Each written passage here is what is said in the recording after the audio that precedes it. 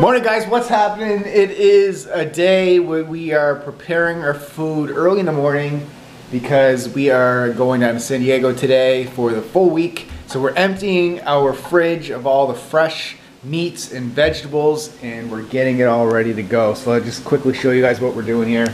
Here's just a quick breakfast. Basically we Cuisinart the broccoli, some onions, we have some baked chicken and ground beef in there as well, and some salsa.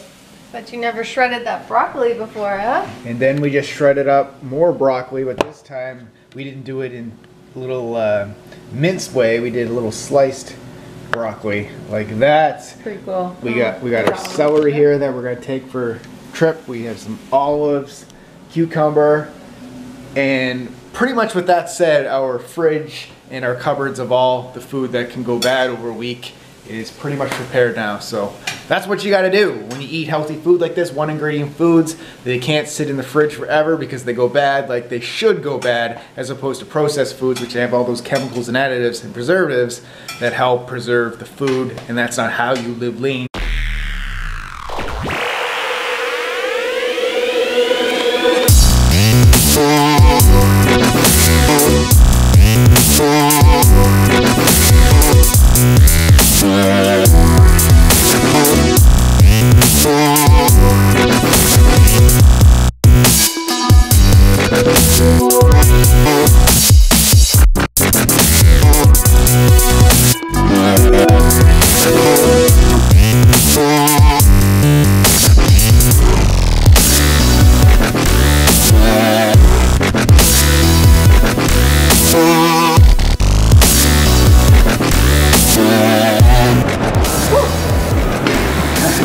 Lost my music halfway through that set, but it's alright, just keep going no matter what happens.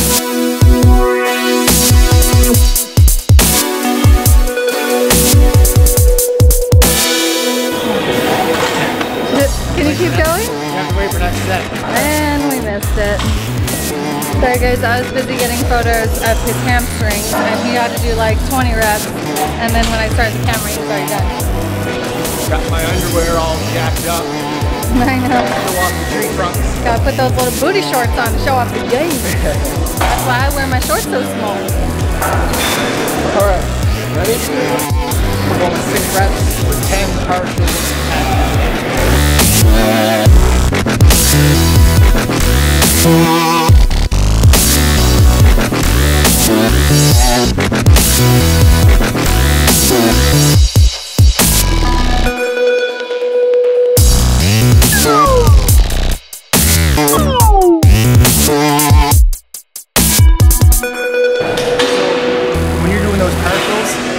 Do them at the most weak part of the strength curve. So the most weak part is the very top, really squeeze that last little inch. That's where you want to do those bars to get even stronger.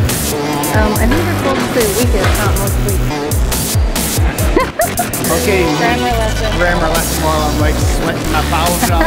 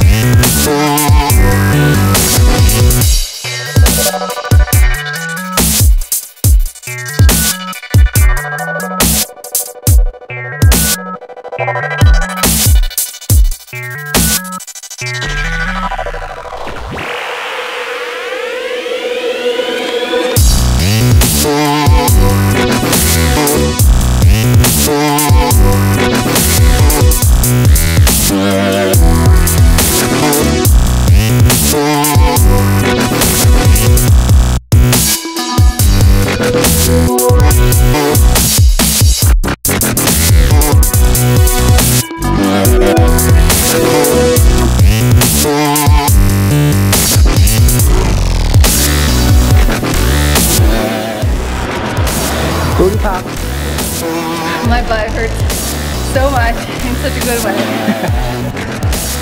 Oh, the rooftop. 3 things you're grateful today for. Grateful for today. I can't talk. Go. Grateful that you can't talk.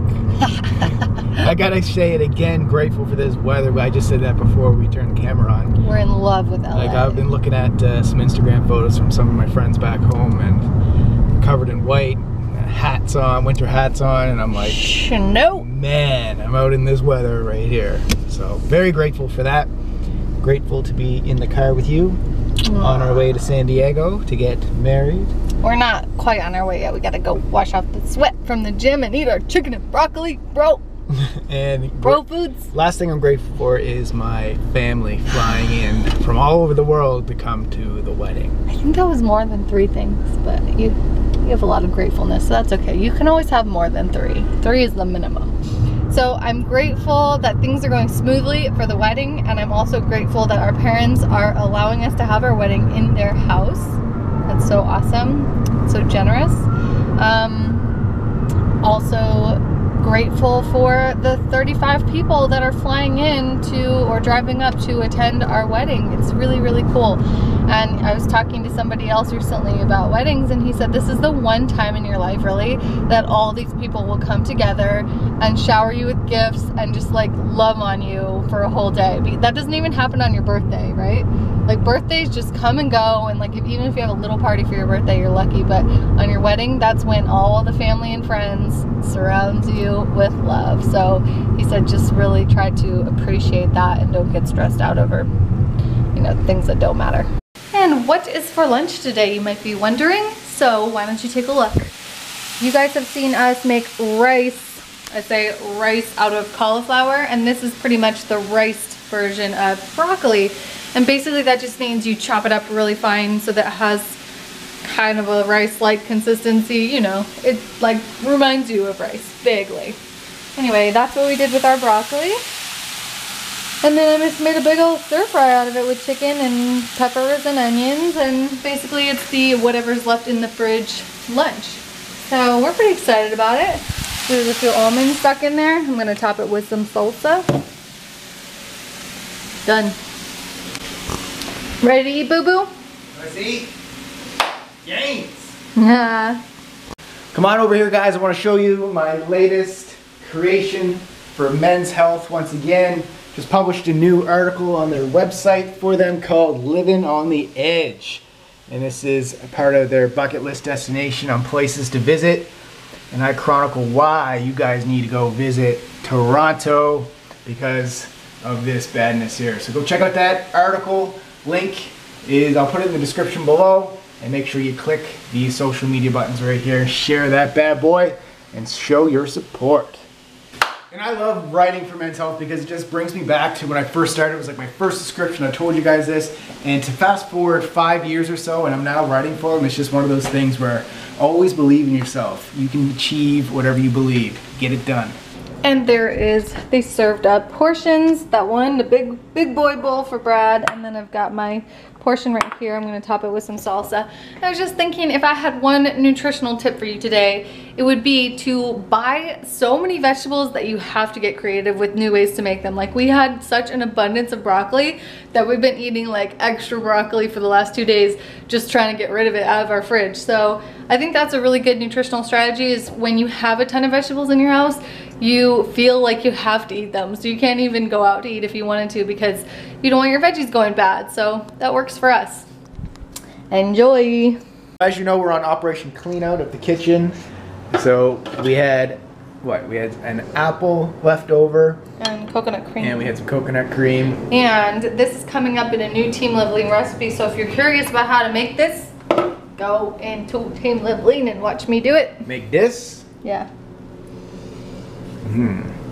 And here's what the sandwich looks like. Damn, that's good. You like it? So basically I spread like 1 teaspoon of coconut cream in there, and then you make it like a sandwich. You slice these bad boys really thin, and Brad's gonna take a bite. Let's take a bite. Coconut cream. Where's Bruno? When do we need him? Yeah, Bruno. Coconut cream apple sandwich. Wow, so good. Likey. I'm gonna try a bite of this one. Mmm. So good. That's really delicious. Let's go see if there's any good fitness magazines out right now. Fitness RX. Let's take a quick little scroll through, see what we see. Whoa, that guy looks good. Check it out, peeps. Someone's photos in Fitness RX magazine. That's actually the cover photo of Wiggling Afterburn. That's me. You didn't know that. All right, we are on our way to San Diego. You ready, Bo? Let's go. All right, we are about 30 minutes into our drive, and we're already eating. So if you want to see the snacks that we eat, hungry all the time, on y'all. the road, we're eating chicken that we pre-cooked. You got celery there. You got broccoli and carrots, and I think we got some almonds down there as well. Soaked almonds. Do you soak your nuts? We soak our nuts. Jessica asked her dad the other day, do you soak your nuts? That was so embarrassing. He looked at me like, not in that way. Okay. At least she didn't ask my dad if he soaks his thank nuts. God. But just another way here, guys. Prep your food. Take it with you on these road trips. Skip the Mickey D's and Subway and live lean. So that's probably going to be our last real, well, it's going to be our last Gold's Venice gym workout for a couple days.